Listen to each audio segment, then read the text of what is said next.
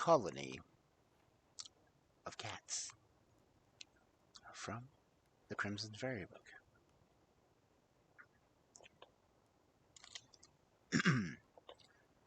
Long, long ago, as far back as the time when animals spoke, there lived a community of cats in a deserted house they had taken possession of, not far from a large town. They had everything they could possibly desire for their comfort. They were well fed and well lodged, and if by any chance an unlucky mouse was stupid enough to venture into their way, they caught it, not to eat it, but for the pure pleasure of catching it. The old people of the town related how they had heard their parents speak of a time when the whole country was so overrun with rats and mice that there was not much of a grain of corn nor an ear of maize to be gathered in the fields. And it might be out of gratitude to the cats who got rid of the country of mice, and their descendants were allowed to live in peace. No one knows where they got the money to pay for everything, nor who paid for it, for all this happened so very long ago. But one thing is certain, they were rich enough to keep a servant, for though they lived very happily together, they did not scratch nor fight more than human beings would have done. They were not clever enough to do the housework themselves, and preferred at all events to have someone cook their meat, which they would have scorned to eat raw meat. Not only were they very difficult to please about the housework, but the most women quickly tired of living alone with only cats for their companions. Consequently, they never kept a servant long, and it had become a saying in the town, when anyone found herself reduced to her last penny, "I will go and live with the cats." So, many a poor woman actually did. Now, Zena was not happy at home, for her mother, who was a widow, was much fonder of her elder daughter, so that often the younger one fared very badly, and had not enough to eat, while the older could have everything she desired, and if Lizna dared to complain, she was certain to have a good beating. At last the day came when she was at the end of her courage and patience, and exclaimed to her mother and sister, "As you hate me so much, you'll be glad to be rid of me. I am going to go live with the cats."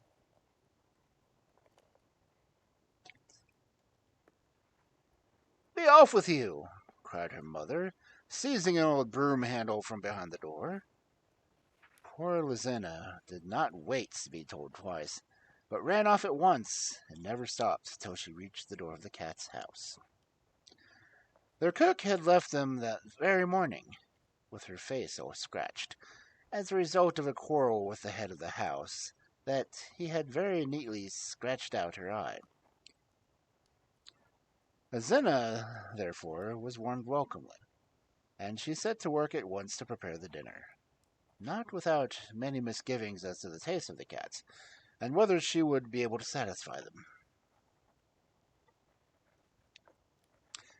Going to and fro about her work, she found herself frequently hindered by constant successions of cats who appeared one after another in the kitchen to inspect the new servants. She had one in front of her feet, another perched on her back of the chair while she peeled the vegetables. A third sat on the table beside her, and a fifth or sixth prowled about among the pots and pans on the shelves against the wall.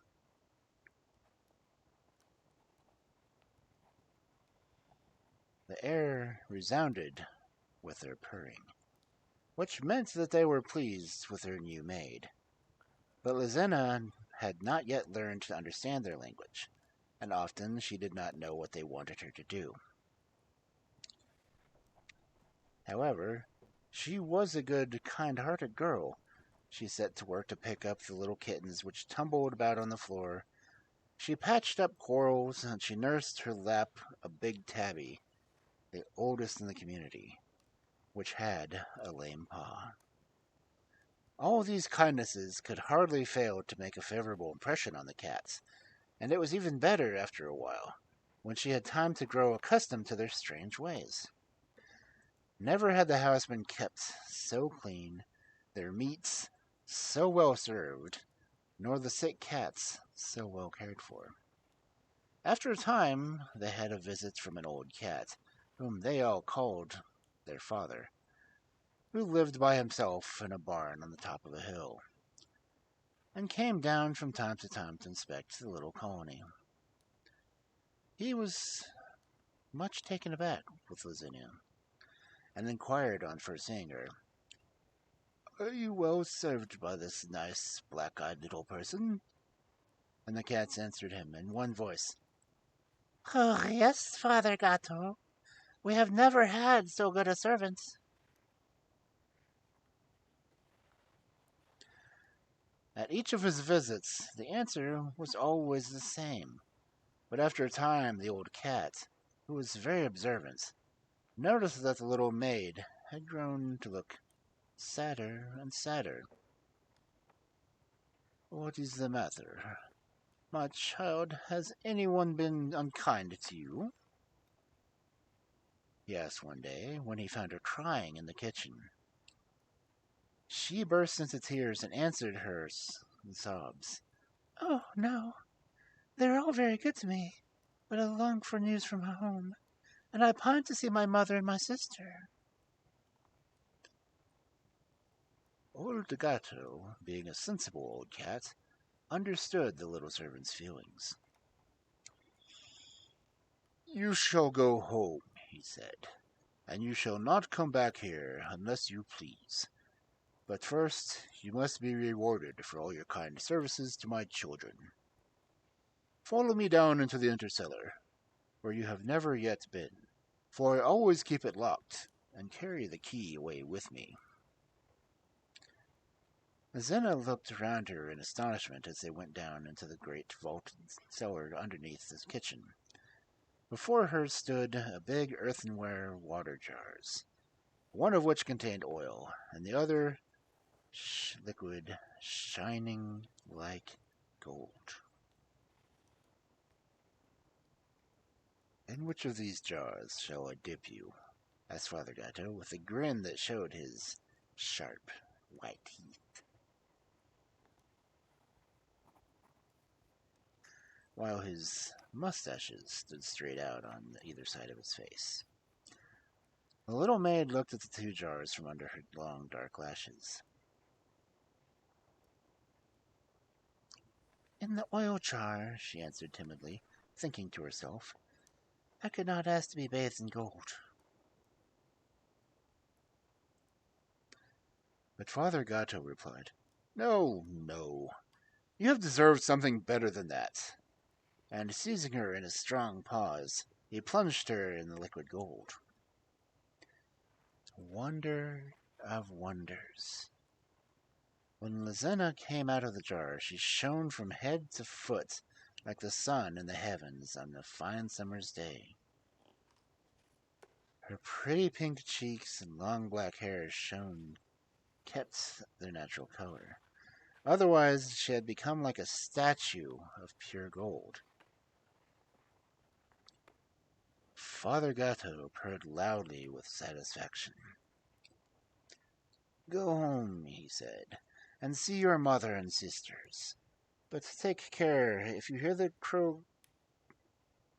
cocking of the crow, to turn towards it. If on the secondary the asp brays, you must look the other way."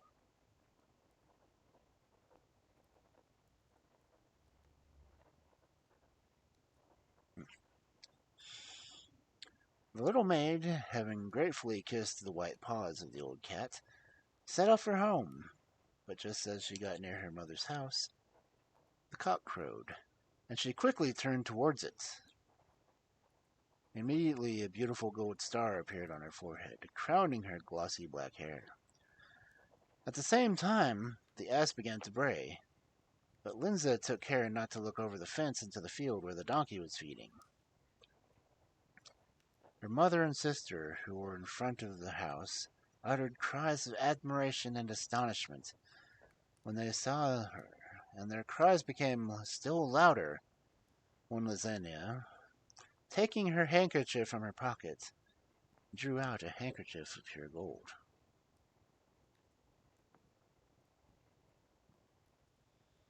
For some days, the mother and her two daughters lived very happily together, for Lizania had given them everything she had brought away except the gold clothing, for that would not come off, in spite of all the efforts of her sister, who was madly jealous of her good fortune.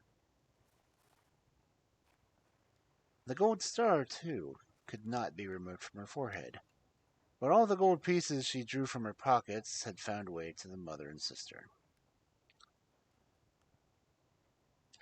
"I will go now and see what I can get out of the pussies," said Peppina, the elder girl, one morning, as she took Lizina's basket and fastened her pockets into her own skirt. "I should like some of the cat's gold for myself," she thought. And she left her mother's house before the sun rose.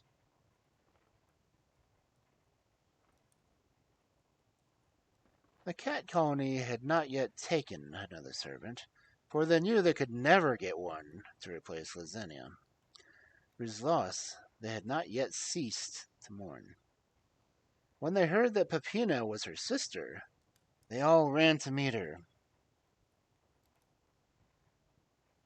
"She is not the least like her," kittens whispered among themselves. Hush, be quiet," the older cat said. "All servants cannot be pretty." No, decidedly, she was not at all like Lizina. Even the most reasonable and large-minded of the cats soon acknowledged that. The very first day, she shut the kitchen door in the face of one of the tomcats who used to enjoy watching Lizina at her work, and a young and mischievous cat who jumped in by the open kitchen window was alighted on the table and got such a blow with a rolling pin that he squalled for an hour. With every day that passed, the household became more and more aware of its misfortune. The work was badly done, as the servant was surly and disagreeable. In the corners of the rooms there were collected heaps of dust, spiders' webs hung from the ceilings, and in front of the window panes. The beds were hardly ever made, and the feather beds, so beloved by the old and feeble cats, had never once been shaken since Lizina left the house. At Father Gatto's next visit, he found the whole colony in a state of uproar. "Caesar has one paw so badly swollen that it looks as if it was broken," said one. "Peppina kicked him with her great wooden shoes on. Hector has an abscess in his back where a wooden chair was flung at him. And Agrippa's 3 little kittens have died of hunger beside their mother, because Peppina forgot them in the basket in the attic. There is no putting up with this creature. Do send her away, Father Gatto. Lizina herself would not be angry with us. She must know very well what her sister is like."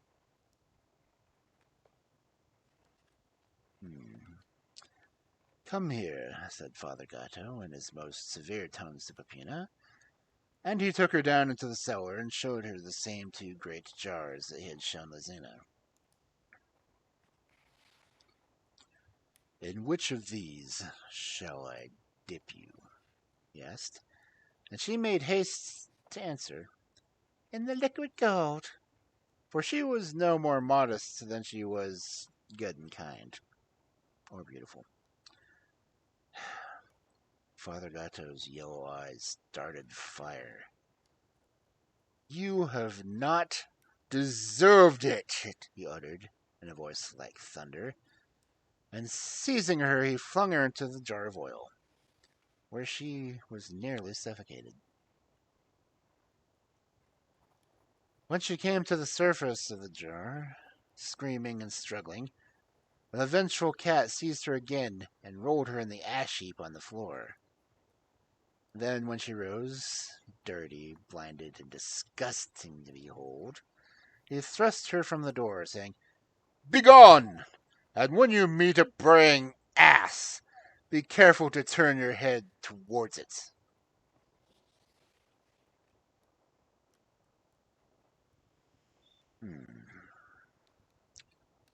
Stumbling and raging, Peppina set off for home, thinking herself fortunate to find a stick in the wayside with which to support herself. She was within sight of her mother's house when she heard in the meadow on the right the voice of a donkey loudly braying. Quickly she turned her head towards it, and at the same time put her hand up to her forehead, where, waving like a plume, was a donkey's tail. She ran home to her mother at the top of her speed, yelling with rage and despair. And it took Zena 2 hours with a big basin of hot water and 2 cakes of soap to rid her of the layer of ashes with which Father Gatto had adorned her. As for the donkey's tail, it was impossible to get rid of. It was firmly fixed on her forehead, as was the golden star of Zena. Their mother was furious. She first beat Lizina unmercifully with the broom, and then she took to her mouth as well, and lowered her down into it, leaving her at the bottom, weeping and crying for help. Before this happened, however, the king's son, in passing the mother's house, had seen Lizina sitting sewing in the parlor, and had been dazzled by her beauty.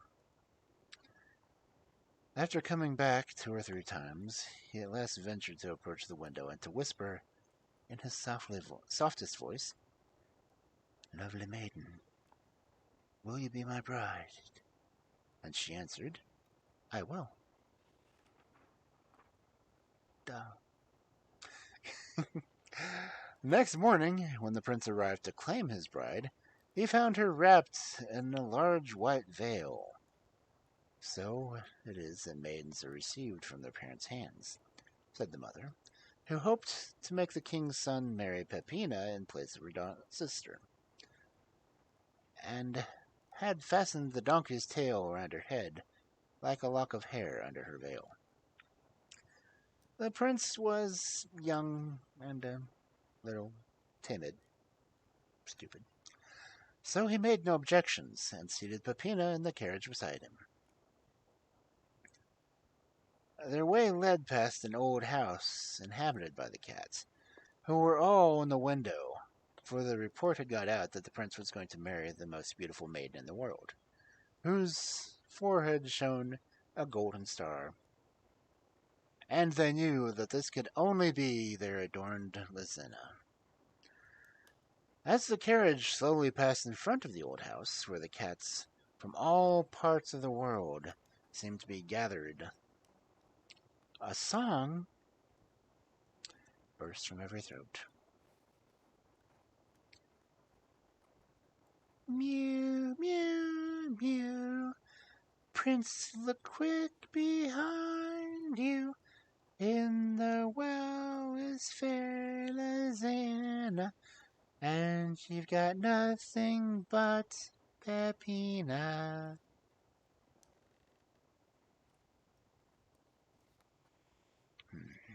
Cat songs. When he heard this, the coachman, who understood the cat's language better than the prince, for reasons, stopped his horses and asked, "Does your highness know what the Grimalkins are saying?"